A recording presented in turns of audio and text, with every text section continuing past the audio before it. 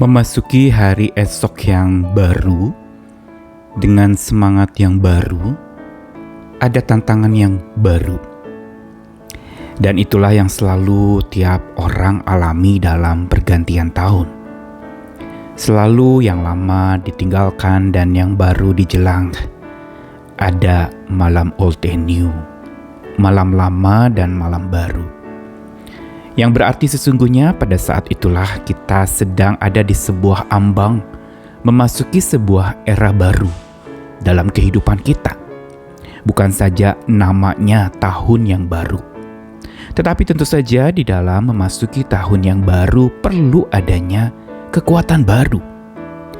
Namun biasanya orang ketika menutup tahun dan memasuki tahun yang baru, satu kata yang sering muncul adalah resolusi.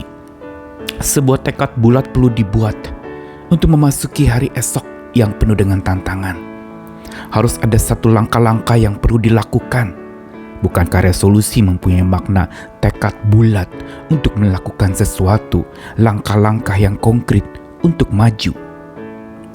Namun apakah resolusi jalan keluar dari sebuah perjalanan hidup kita menuju kepada hari esok yang baru dengan tantangan baru dan semangat baru? Jelas sesungguhnya yang utama bukan resolusi, tetapi relasi. Relasi kita dengan Tuhan itulah yang menentukan bagaimana kita bisa menapaki tahun yang akan datang, hari-hari esok yang penuh dengan tantangan bersama dengan kekuatan Tuhan.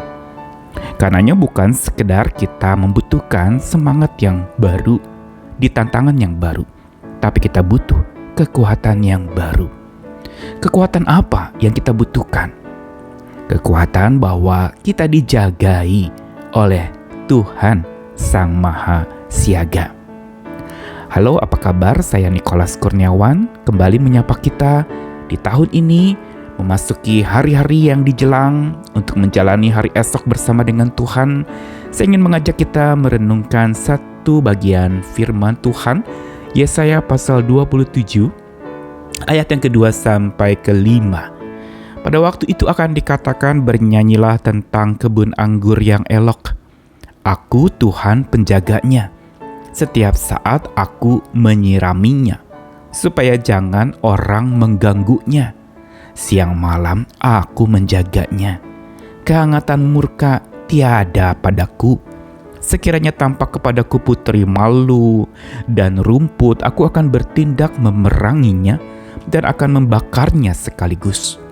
Kecuali kalau mereka mencari perlindungan kepadaku dan mencari damai dengan aku. Ya, mencari damai dengan aku. Yesaya pasal 27 ini erat kaitannya dengan Yesaya pasal 26. Yang keduanya sebenarnya merupakan bagian yang tak terpisahkan, di mana Yesaya pasal 26 ini berbicara tentang hari esok yang penuh dengan jaminan keamanan bila berjalan bersama dengan Tuhan. Pasal 26 Yesaya berbicara tentang nyanyian orang-orang Israel memuji mengagungkan Tuhan. Tetapi Yesaya pasal 27 berbicara tentang nyanyian Tuhan tentang Israel, umat pilihan Tuhan. Atau bukan sekedar bicara Israel menjadi sebuah negara, tetapi orang-orang pilihan Tuhan dimanapun berada, bukan masalah sebuah bangsa atau nama satu bangsa.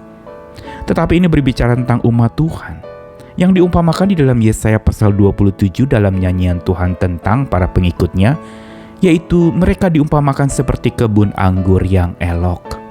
Bukankah anggur merupakan sebuah ciri dari Israel, lambang sukacita, dan dikatakan elok, indah. Yesus juga pernah mengatakan bahwa dialah pokok anggur dan kitalah ranting-rantingnya. Dan kali ini di Yesaya pasal 27, Tuhan yang menegaskan bahwa engkau umat pilihanku adalah kebun anggur yang elok. Namun mengapa digambarkan dengan kebun anggur? Apakah berarti hidup kita harus penuh dengan sukacita? Jangan lupa anggur mempunyai kandungan obat yang luar biasa. Buat kesehatan berkhasiat sangat baik.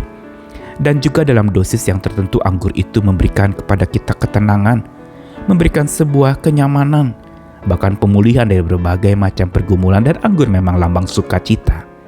Setiap pesta pernikahan selalu ada anggur sebagai tanda bahwa sukacita pernikahan itu dijalani bersama dengan Tuhan, Sang Pemilik kebun anggur, yaitu hidup kita. Dan umat Tuhan digambarkan tentang kebun anggur yang elok, tetapi yang ditegaskan bukan semata kebun anggurnya, tetapi siapa yang menjaganya. Bukankah di situ dikatakan, "Aku Tuhan penjaganya. Setiap saat aku menyiraminya, supaya jangan orang mengganggunya. Siang malam aku menjaganya." Apa yang ingin dikatakan oleh Tuhan sebagai jaminan hari esok buat orang-orang pilihan Tuhan itu, atau para pengikut Tuhan, atau para umat Tuhan? Tuhan ingin menegaskan bahwa Dialah penjaganya. Dialah yang menyirami. Dia juga yang mencegah untuk adanya gangguan. Dan yang ini menarik sekali, siang malam Dia menjaga kita. Ini mau menegaskan kepada kita bahwa yang menjaga kita itu adalah Sang Mahasiaga.